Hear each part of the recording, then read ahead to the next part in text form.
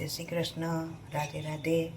હવે હું આ ઠાકોરજી માટે કેસરવાળા પેંડા બનાવું છું અને સિદ્ધ કરું છું ઠાકોરજીની સામગ્રી. 1 લીટર દૂધ લીધું છે અને એમાંથી આપણે કેસરવાળા પેંડા બનાવવાના છે. આ રીતે આપણે ચલાવતા રહેવાનું થોડી વાર.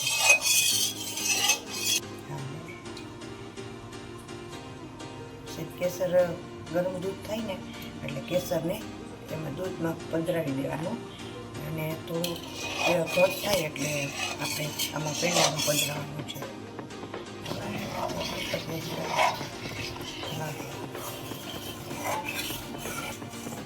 આ બાજુ આપણે જેમ ઉકળે એમ સાઈડમાંથી જે તર વધે ને બધી તર લેતું જવાનું છે આવી રીતે. એટલે આખું દૂધ છે એ ઘટ થતું જાય.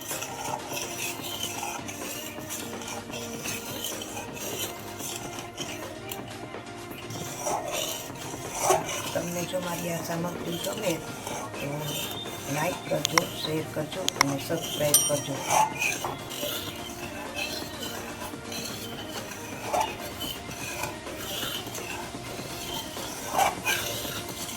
દૂધ હવે અડધું ઉકળી ગયું છે અને હવે ખાંડ પધરાવું છું. અડધી કટોરી પધરાવાની.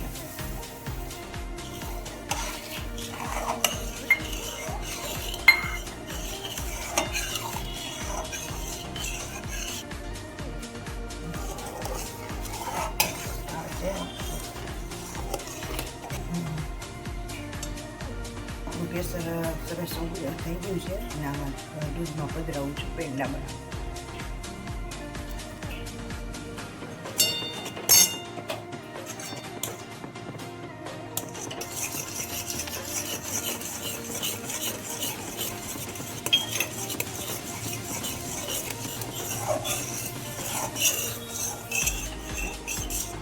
હવે આપણું દૂધ થોડું ઘટ થતું જાય છે પણ હલાવવામાં એકદમ આપણે આજુબાજુથી બધી તર લઈ લેવાની છે એટલે સરસ દૂધ ઘટ થતું જાય.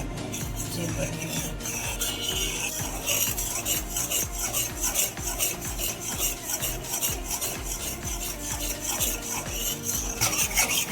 હવે આપણો આ ખાવા આવ્યા છે પેડાનો માવો બહુ સુંદર સમય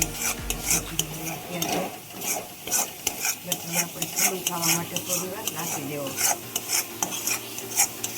માવો ઠરી ગયો છે અને આપણે આના પેંડા બનાવી શકીએ છીએ.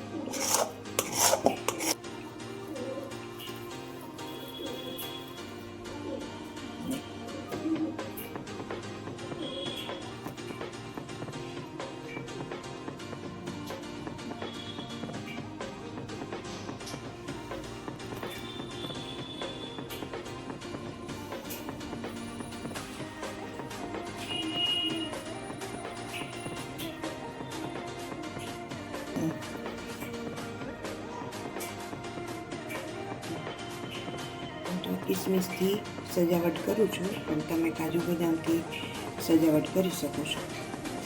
આ રીતે આપણા પેડા બની ગયા છે. કમેન્ટમાં જણાવજો આપણા પેડા બની ગયા છે. લાઈક કરજો, શેર કરજો, સબસ્ક્રાઈબ કરજો.